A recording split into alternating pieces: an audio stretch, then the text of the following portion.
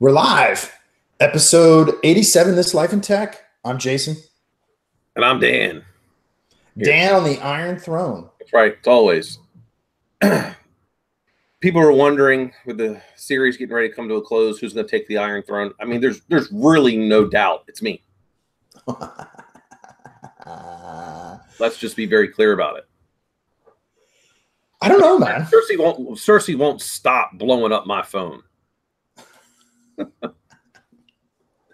Oh, man. So I didn't even think that we were going to talk about this, but it just made me think of this, man. The way you said that.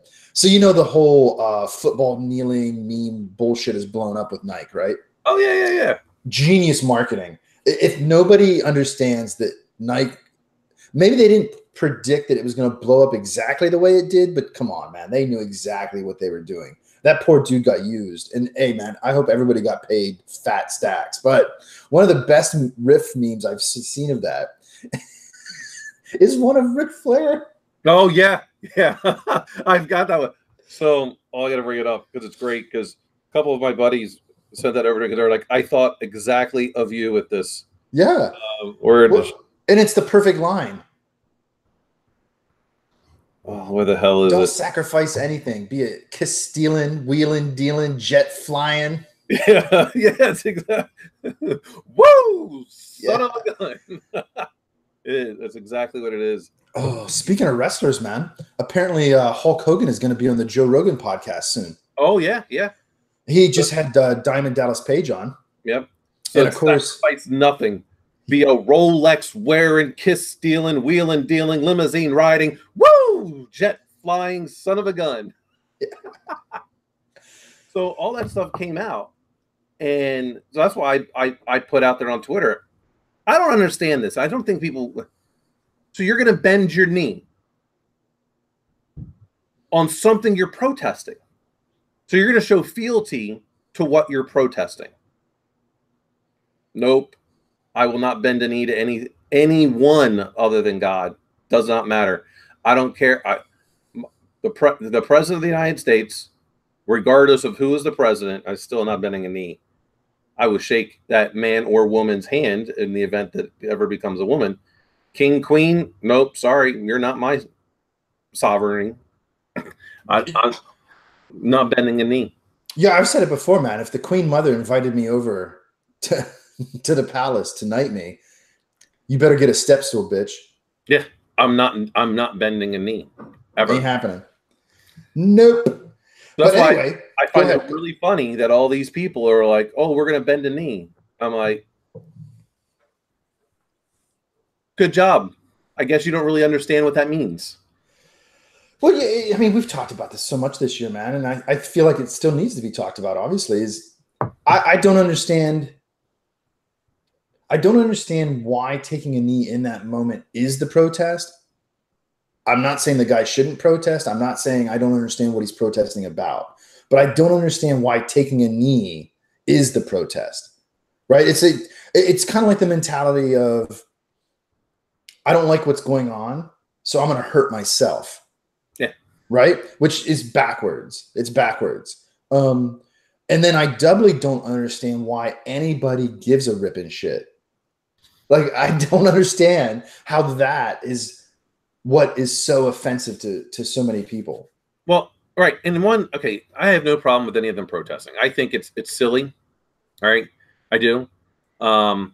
Because you're protesting about inequality, and yet you're making more than anyone out there. And there's only a few of these NFL players that are actually putting their money where their mouth is and are actually trying to do something about it. Very few.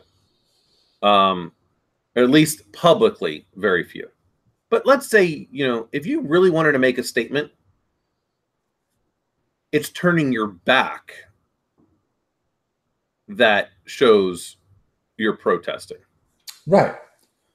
Everyone else up there, okay, you're going up there with your team, but you're turning the opposite direction. That shows your protest, not bending a knee.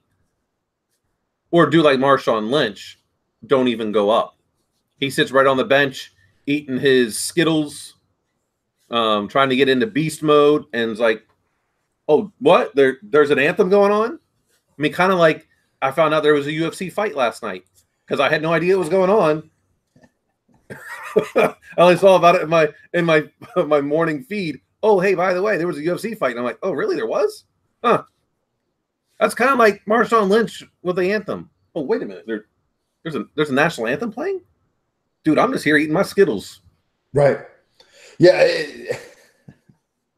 Well, look, man, so the other segue too is, so you've obviously heard about what happened with Elon Musk on the Joe Rogan podcast and seen those memes. In fact, it's so meme worthy that apparently in Australia, somebody put up a street art mural of that classic photo of him hitting that spliff. Dude, it just amazes me how so predictably the general public, because they suck and they're incompetent and they're unable to bootstrap themselves out of being in the situation they're in, will find any opportunity to marginalize you. So this dude, I mean, not that I'm an expert, but I don't know what to say about it other than the fact that, well, two things. It's legal because they're in California, and nobody gives a flying shit that they drank a bottle of whiskey. Right? Which is also legal, and they're all adults and consenting. So the idea that there's something wrong with him for doing that, to me, is similar to this idea that there's something wrong with that dude for taking a knee. You know what I mean? Yeah. To me, I think there's at least a somewhat of a distinction in my mind. Like, one, I don't think you should take a knee. You want to protest? Hey, I think that's the wrong message. I think it's the wrong platform to do it, but that's, hey, you know what? You do what you got to do. Elon Musk, on the other hand, I would have just as much of an issue if Elon Musk had that bottle of whiskey, unless he owned the distillery and he's out there getting hammered and it's being shown. Mainly because, just like the issues that I have with President Trump are not so much about all of his policies. It's that act like you've been there before. There's a reason why they call it be presidential. If you're going to do something, do that behind closed doors where no one knows. You have an image, and that image is representing a corporation and people's money. People have invested. This is the thing I think a lot of people don't realize. Investors don't typically invest in the company or the business. They invest in the person. And there is a negative connotation associated with those people who smoke pot, and that they're stoners and, oh, hey, man, let's go and get high today. The whole Friday movies. I ain't got no job, ain't got stuff to do, might as well get high. Well, that's the kind of thing that's associated with it. And Elon Musk, there's no doubt that he's wealthy, but it's probably not liquid. And what happens when he wants to go do his next company? Because he doesn't have the cash flow coming in, because all of his businesses are losing money, right? They're bleeding cash. He's like, it's just going. VCs are old school, old money. I don't know that he would get a round of funding for his next venture, or at least not be as easy, if people believe this is his persona. Now, I don't believe it's his persona. I personally don't care. One, I'm not a fan of Elon Musk to begin with. I don't think any of his. Actually, but he is a trail burner, and I'm waiting for the fast follower, and that's the one that's going to make money. And everything that he's doing. Who's going to be the next SpaceX? They're the ones that are going, I'm going to watch you make all your mistakes, and then I'm going to do it and be better, and you're going to be out. Right. The next, what's the next Tesla? What's the next What's his other company? The Boring Company. He has the Boring Company, Tesla, SpaceX. Yeah. Well, I guess Solar City is part of Tesla now. It's not its own thing anymore, is it? Right. I think so. So Yeah. not that his ideas, if they're his or someone else, doesn't matter, aren't good. I think they're good. It's his execution that is flawed, and the fast follower, the number two, is going to come in and supplant them. Well, because what I wanted to talk about, if we can for a minute or two, because I guess we should talk about the UFC that we didn't even know was happening. As is true. I know there's one in November. Yeah, that's the one I care about. But what I wanted to talk about with Musk isn't whether I like him or you like him or I think he's a good businessman or anything like that, but this phenomenology around why do people care? Like, why do we care? Why do we, I'll include myself, care that he's eccentric? Because he is. Even if you just listen to him talk for 10 minutes, he's extremely odd. He's certainly on the spectrum for sure. I mean, at least as much as Zuckerberg, if not more in a different way. Okay? And I mean, to the point where the memes are the same, that they're aliens, that they're robots. And okay, so out of all this stuff that he does or doesn't do, why is it this one singular thing that happened at like midnight Pacific time, I think, or no, actually it was midnight Eastern, I guess. Why is it that one thing that gets turned into this focal point of this is why this guy should not be trusted with money? And I don't know. I don't know what the answer is. Why is it that? Is it just because it's pot and the association of pot? Which I find interesting, though, because, I mean, how much of his money comes from Silicon Valley? Oh, I don't know. I mean, at least it did from PayPal originally. Yeah. And wait, but that's a culture that is steeped in microdosing LSD, which isn't legal. I think it's because he made it public. It's kind of like Fight Club. We don't talk about Fight Club, right? When you're in the club, you don't go and talk about the things that are happening when you're in the club, right? Go back to what's the movie? The Interview with the Vampire movies. Okay. All right, and all of a sudden, though, and then one of the next movies that's coming out, or that follows, I can't remember which book it is. The main vampire is now broadcasting out all of their secrets, and is going to make publicly known, and is making publicly known vampires exist. So all these other vampires are like, all right, we gotta. Queen of the Damned. Queen of the Damned is the one. All right. Now they're going to take you out because you're letting all the secrets be known. You're not supposed to. So if this is really, Elon Musk and, people are, might be going, wait, dude, what are you doing? That stuff, we do that stuff and only we know about that stuff. And I mean, that's it. Because, hey, for me, I don't care if he's smoking pot. Go ahead. Do your thing. Your company's making money. What do I care? I'm not. Hey, I wish that stuff had come out sooner, because then when I short sale his stock, I'll make more money.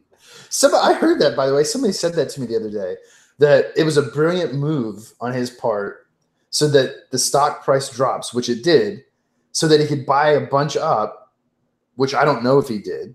And then when it rebounds, obviously he would profit. And it did rebound, by the way. I don't know how much or if it's above what it was, but I know it came back. Yeah. But like, I don't know, man. Maybe I'm not working through it in my own mind the right way. I just generally don't understand why if you're interested in the business part of it, right?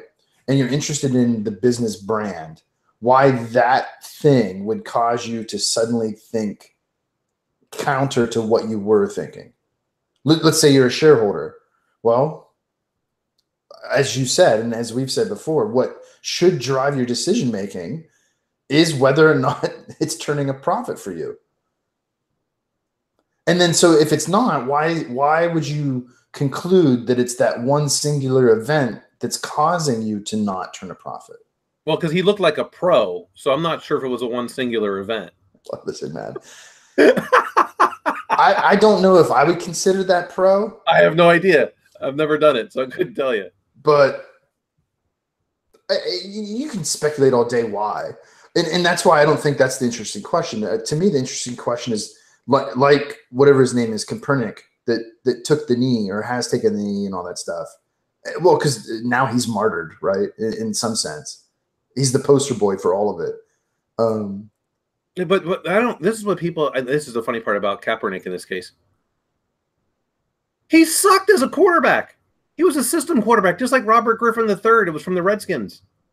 That dude's a third-string quarterback for the Baltimore Ravens right now. All right, Kaepernick was never that good. Okay, but I know his name and I don't know the other dude's name. And the only reason I know his name isn't because of the position he played or didn't play. Yeah. It's because of this stuff. It's because of this, right? Yes. So my point is that Nike, as a business, saw an opportunity to do business, not get involved in the politics of what was going on. Oh, yeah. Which if I was a shareholder, that's what I want. Who cares, man? It has nothing to do with it. If I want to engage the guy in a debate on his politics, then it matters. Right. Sure. So I wonder what Nike stock did the past week. I don't know, man. We can look it up. I'm going to look it up right now. You do that. I'll look at. I think we should look at Tesla because that's the more important one. I'll look at that. You look at the other one.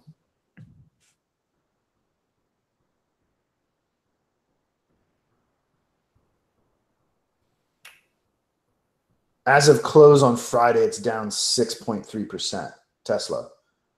But that's after rebounding, so it was coming back up. It's still above its... Really no effect on Nike stock at all. So they're currently at 80.02. Their low for the year is 80.01. Their high for the year is 81.16. So I guess you could say, because 5 days, it dropped $1. Because of all that, it dropped $1. But their 5-year, I mean, they're still within their 5-year average. Basically, it did nothing. Yeah, it did nothing as of right now. It dropped $1. Tesla stock is, it looks to me like it's higher than its year to date, but it's definitely down from its high a month ago. But that was a month ago, and it's been dropping since then. It wasn't like it was this high and just this sudden drop off. Yeah, it's basically since, in terms of, it's at 259.55 right now, so they're above their 52-week low. Yeah, market cap hasn't really changed much. Nothing. I mean, they were. Yeah, it's not changed much at all. No, but that's not the presentation that the media gives you. Oh yeah, right.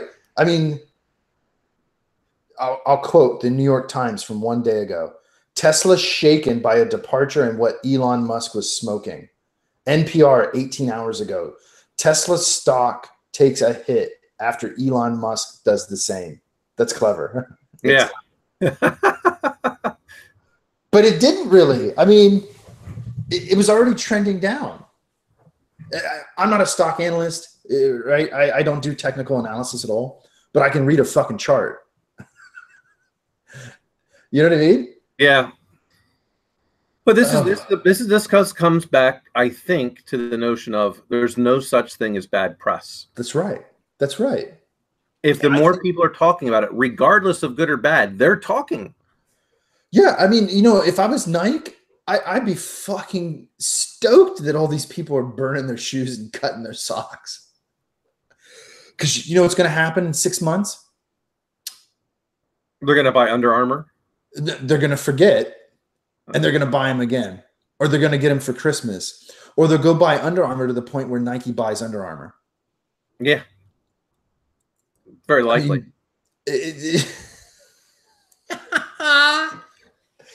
I don't know, man. I don't know. It's crazy though. Maybe I'm an alien looking at this from a way that makes no sense to anybody. I don't know, man. But like for here, and this is just me. Like one, I'm like, all right, I didn't like Nike products to begin with, so I don't care. Right. Even if I did, all right, I may not like Kaepernick. Doesn't matter if I like him or not. Look at all the other people that Nike sponsors. So one person that they sponsor I don't like, I'm going to stop doing all that stuff. But I like Michael Jordan, and he's a part of Nike. So I'm going to be like, all right, well, I'm not going to buy Jordans anymore. Well, wait a minute. But I really like him, and I like Michael Jordan. Or Derek Jeter, that's a part of it. I mean, you just go on all the Nike people, and I go, oh, but Kaepernick's the one that's going to make me leave. Well, and don't forget, in our lifetime, when Jordan's Nike apparel, particularly the shoes, became really popular, the NBA banned them from being worn in games. Yeah.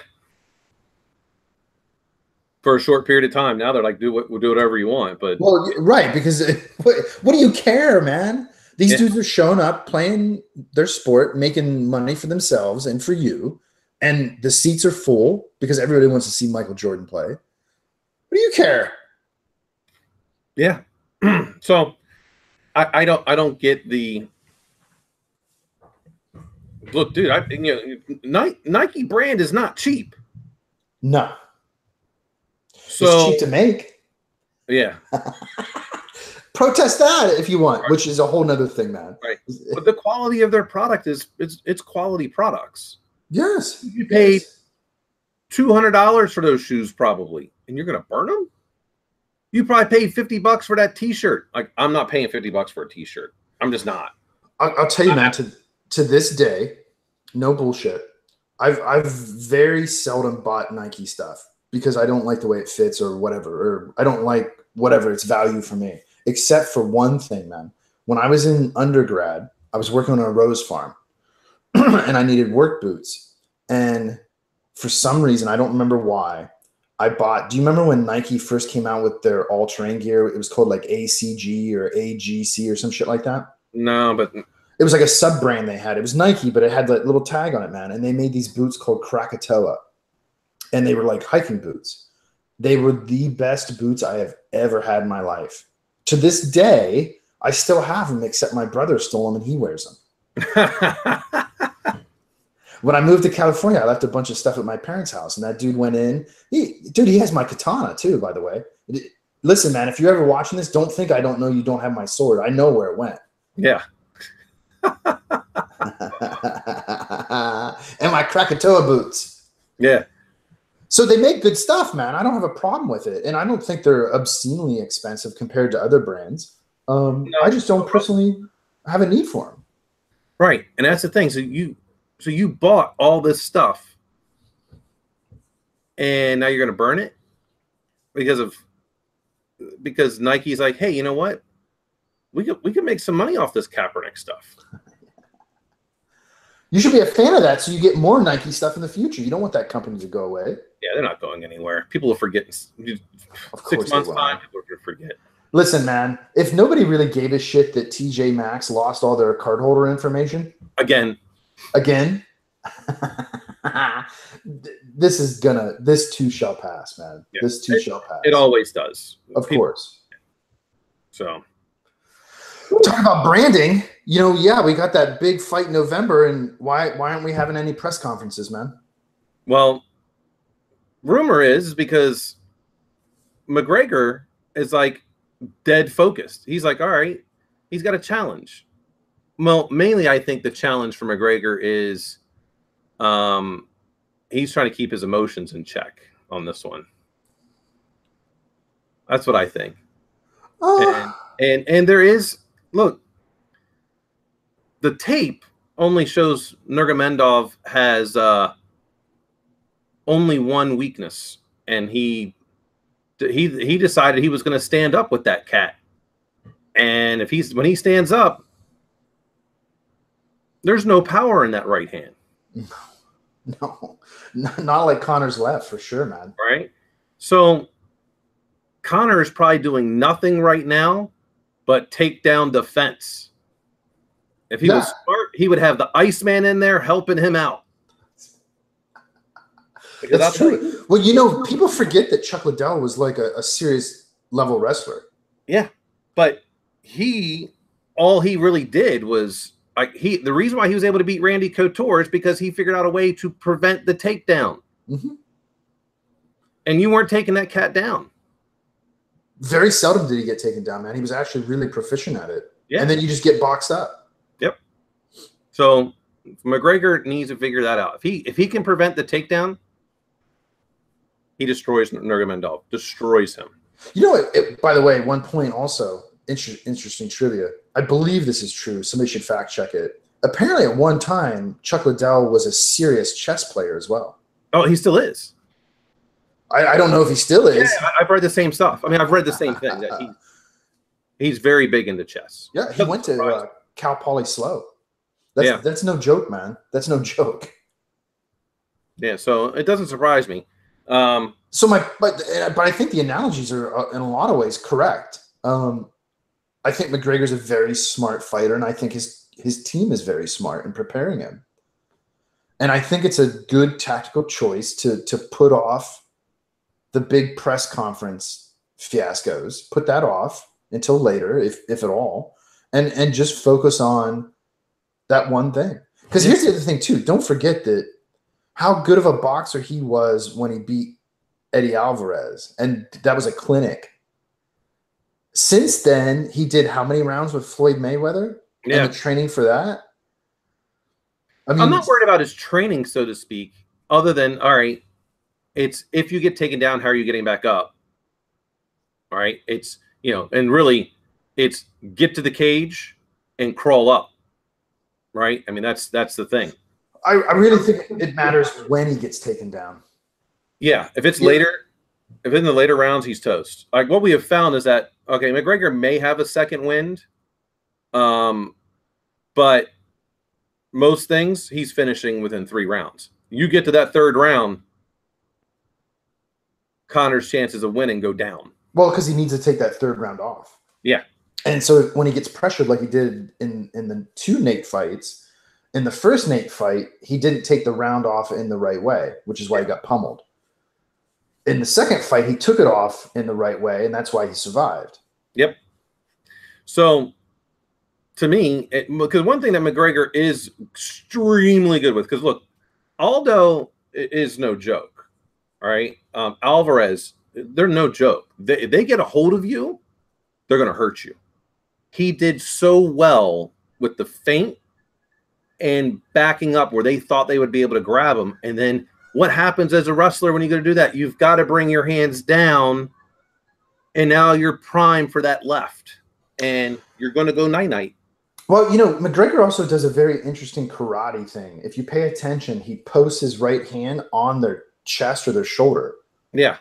As he's coming in or going out. And so what that does to him is it allows him to have a tactile sense of where that person is moving. Yep. So if they're going to fade in, that's when he lets go and he fades back. Yep. And if they stand still or they drop, that's when he knows. And you can watch the Chad Mendes fight. And you can see him do it consistently. Even when he gets taken down, he still knows when it's coming, which is why I think he consistently landed in a good spot. Yeah, sure. But I still think, I don't think, all right, so who was the dude that he fought in New York? Nurmagomedov. Al Iaquinta? Yeah, Al Iaquinta. Dude, Iaquinta, I think he's just an average fighter in the UFC. I mean, oh yeah, sure, right, sure. And he hurt Nurmagomedov and he doesn't have a lot of power either. He's a top 15 guy. Yeah. I mean, Conor, if he hits you, people can say whatever they want. Every person he has landed that left hand on has dropped. Look, Nate Diaz is no joke, and he has a chin, right? This guy likes to fight. He didn't get knocked out, but when he got hit, I bet you it felt like he was stung by a hornet. Yeah, man. Well, you know, Eddie Alvarez has talked about that in press conferences, you know, even recently. That man, when he got hit that first time, dude. Wow. Yeah. And listen, man, if you've never been hit and you get hit with somebody that has real power like that, it's fucking scary. Yeah. Because now you're like, hey, just like Mike Tyson said, you can have the best plan in the world and it all goes to hell when you get punched in the mouth. Yeah, well, because your operational fear becomes, if I get hit, I'm going to sleep. Yeah. And that's scary, man. You don't want to go to sleep. No. You're trying to well, you know what's interesting too, man, is seeing the little UFC lineup, you know, where they have like the fights and the fighters stand beside each other and they have the tail of the tape between it. It's weird seeing Khabib with the belt and Conor not. Oh, see, Conor didn't lose that belt. I'm like, I've never lost it. That's right. He is the champion. He didn't lose that belt. If I'm Conor, when I go to actually do I'm bringing my belt. I am. So. I wonder if he'll do what he did to Jose Aldo and just take it. Yeah. Dude, that was so classic. Twice. Yeah. I don't know, man. I think that's a pay-per-view that's worth buying for me. Oh, yeah. I'll buy it. Because you know the other thing, too, is because it's a Conor card, they're going to stack the shit out of it. Oh, yeah. Everyone wants to be on that card because anyone that's got pay-per-view points, they want to be on that card. Hell yeah. Dude, this could be the biggest pay-per-view ever. It could be. Which is the trend for Conor, right? Every pay-per-view outdoes the previous one, and he already has all the records. Yep. Because he knows how to put on a show. Right. As opposed to... You know, it's going to be a fight. Yeah. Yeah, he ain't running for 5 rounds. And I don't think Khabib will either. I don't know. Well, but what Khabib just still doesn't understand. All the Bears were on the take. That's right. He's not going to get his picnic basket here. You know what's interesting too, man? I'll finish with this. I wonder if the UFC, from a marketing business perspective, right, has thought about how to sell this or market this in a way where it really much takes us back to even UFC 1, where it's the classic wrestler versus striker. And that was always the thing. You know, kind of Rocky Balboa. Well, do you remember in like UFC 1 or 2, man, when that dude came in with like one boxing glove? Oh yeah. And he got fucking mauled. Yeah. Dude, that wasn't that long ago. Like 15 years ago, right? What we're looking at? Maybe this was like in the late 90s. Yeah, it was the mid to late 90s. So, but still, man, 20 years? 20 years, maybe? Yeah. Wow.